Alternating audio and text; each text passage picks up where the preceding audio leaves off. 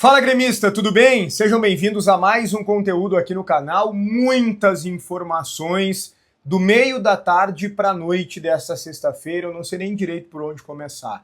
Eu não vou chamar a vinheta, a gente vai direto aos pontos porque realmente são muitos. Estão cravando mais um reforço para o Grêmio.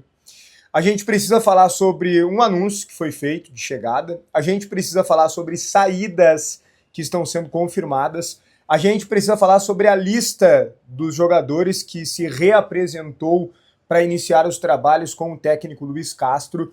Nós precisamos falar sobre outras mudanças no elenco. Tem jogador que foi liberado para se reapresentar depois, tem jogador que foi multado, tem jogador que apareceu na lista com posição diferente, no caso 2, e a gente precisa falar também sobre o TT e algo que envolve o Celso Rigo, e precisamos falar sobre a estreia na Copinha. É muita coisa. Por isso, sem vinheta, eu só vou pedir para tu deixar o like já aqui na arrancada do vídeo, te inscrever no canal, ativar as notificações e também opinar ao longo do vídeo sobre todos os temas. Esse conteúdo que tem a força de crepe do Alemão, que é o melhor do Rio Grande do Sul de forma disparada, fica em Torres, na mais bela praia gaúcha, na Avenida Beira Mar. O telefone da teleentrega tá na tela para vocês. Crepe do Alemão. Vamos lá. Começo por onde? Começo pela Copinha. O Grêmio venceu na estreia da Copa São Paulo de Futebol Júnior, mesmo que não tenha vários jogadores que poderiam estar ali. Mas o Grêmio está iniciando realmente uma gestão diferente. O Grêmio está oportunizando os meninos. E claro, contando também com uma base que é boa. Uma das melhores gerações de categoria de base do Grêmio dos últimos anos.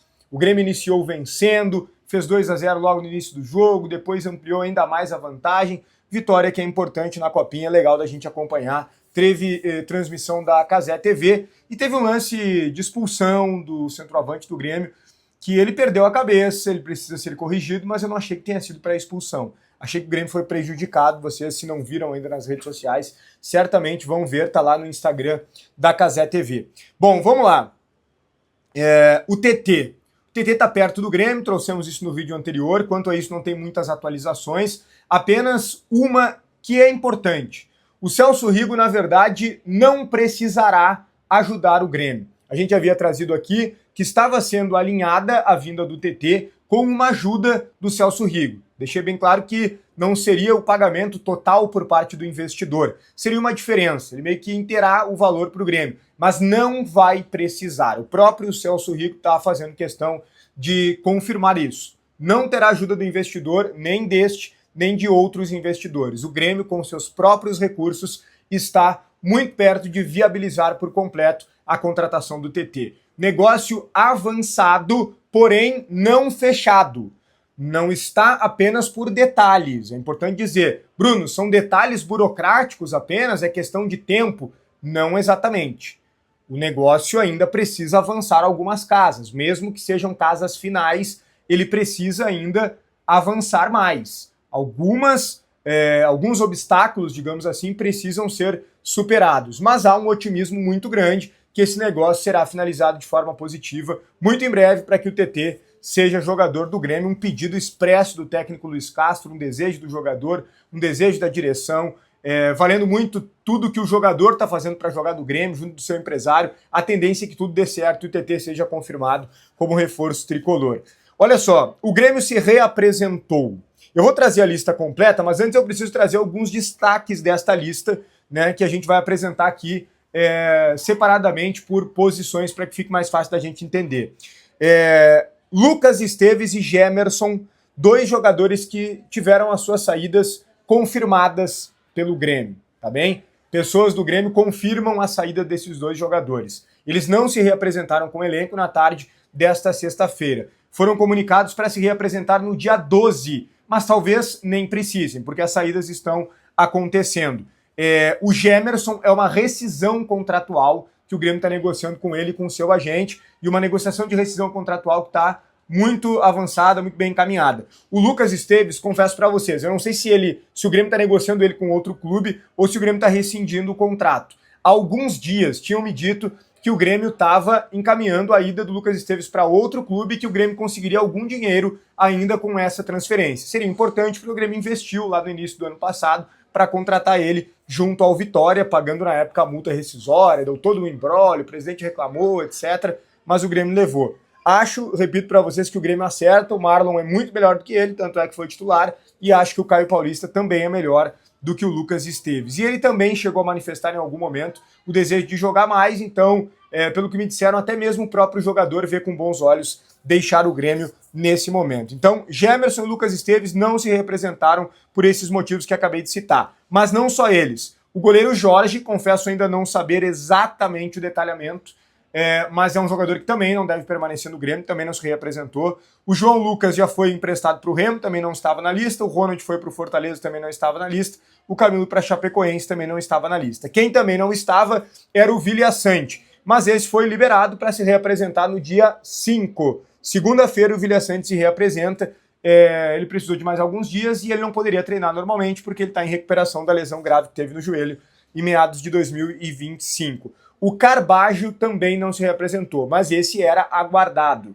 E foi pego de surpresa o técnico Luiz Castro, toda a comissão técnica, os dirigentes do Grêmio da mesma forma. Por isso o Carbajo foi multado. Como ele não se representou, ele está sendo multado. A informação foi antecipada pelo meu amigo Marcos Souza, repórter super bem informado de GZH.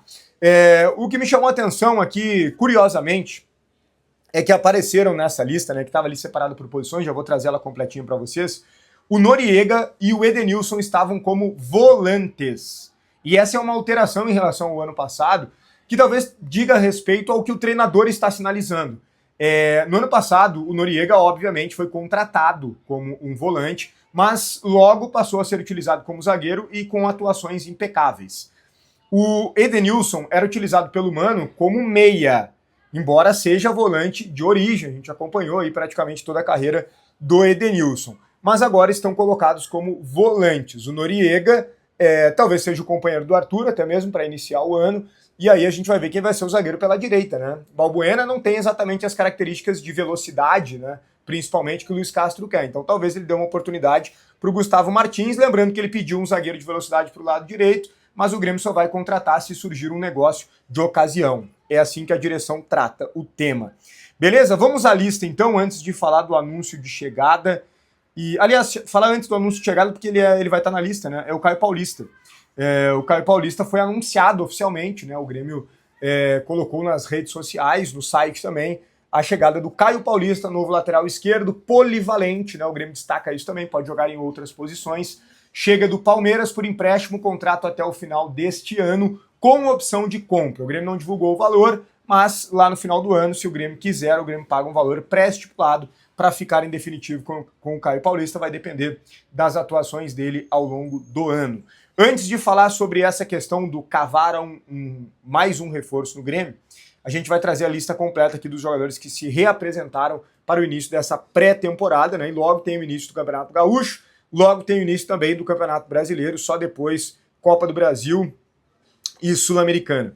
Goleiros: Gabriel Grando, Volpe, Thiago Beltrame e o Menegon, que a gente já havia antecipado que subiria ao profissional. Laterais: João Pedro e Marcos Rocha da direita, Marlon e Caio Paulista da esquerda.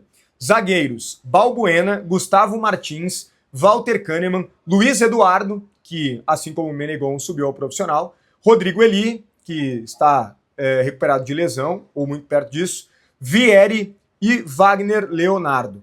Volantes: Arthur, Cuejar, Dodi, Edenilson, Noriega e também o Thiaguinho, que também subiu. Meias: William, Cristaldo, Jefinho, que subiu também, Monsalve e Riquelme. Pontas: Aravena, Amuso, Gabriel Mack, Pavon e o Roger. Gabriel Mack e Roger também subiram.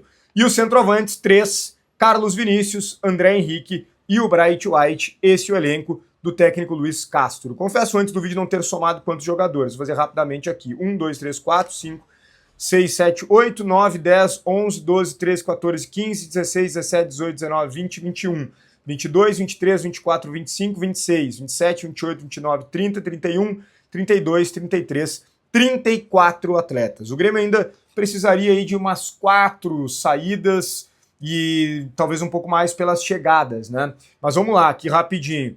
O Rodrigo Eli, é um jogador que possivelmente saia do Grêmio. O Cuéllar é um jogador que, chegando uma proposta, o Grêmio libera. O Edenilson também, chegando proposta, o Grêmio libera. A ideia também é negociar o Cristaldo, o Aravena. O Grêmio também negocia se pintar uma proposta. E acho que fiquemos por aí, né? O Bright White também, mas o Bright White é muito difícil pelo salário alto. E o Grêmio vai com chegadas muito em breve. Aliás, teve um torcedor no Twitter que fez uma espécie de uma reclamação, né? Ele colocou assim, pô, e os reforços? E o Eduardo Schumacher, vice-presidente do Grêmio, respondeu ele, disse assim, olha, primeiro a gente tem que se... Não foi exatamente assim a frase, tá? Mas ele fez um comparativo com a casa, ele disse assim, para que novos móveis possam chegar, antes precisa fazer uma mudança na casa, se desfazer dos velhos, alguma coisa nesse sentido assim. Não lembro exatamente como foi a frase, mas dando muito claramente a entender que, ó, primeiro a gente está trabalhando principalmente em saídas, para depois as chegadas, mas elas vão acontecer. Um grande abraço aí para o Eduardo Schumacher, que está chegando com muita disposição aí como vice-presidente do Grêmio, um dos bons caras aí eleitos pelo Tricolor. Bom, para fechar, na Colômbia, diferentes e importantes portais cravaram do final da tarde para a noite dessa sexta-feira que o enamorado será jogador do Grêmio. O ponta, aquele que a gente já falou sobre ele, etc., será jogador do Grêmio, segundo diferentes e importantes portais da Colômbia. O curioso é que o Grêmio não confirma essa informação. Pelo menos por hora, o Grêmio não confirma essa informação. Mas lá na Colômbia, os caras estão batendo que ele será reforço do Grêmio. Vamos aguardar os próximos capítulos desta história. Beleza? O conteúdo também tem a força de Hora do Pastel, a maior franquia de fast food de pastéis do Brasil, uma das maiores do mundo, é sucesso absoluto porque tem qualidade, pastel crocante, recheio generoso, sabor que conquista, vários combos, diferentes sabores que tu não encontra em outros lugares, pode fazer modificações para deixar do teu jeito, tem grande, médio, pequeno. Hora do Pastel, com o cupom Grenal10 tu ganha 10% de desconto por ter visto aqui no canal Hora do Pastel. Um grande abraço e até o próximo conteúdo.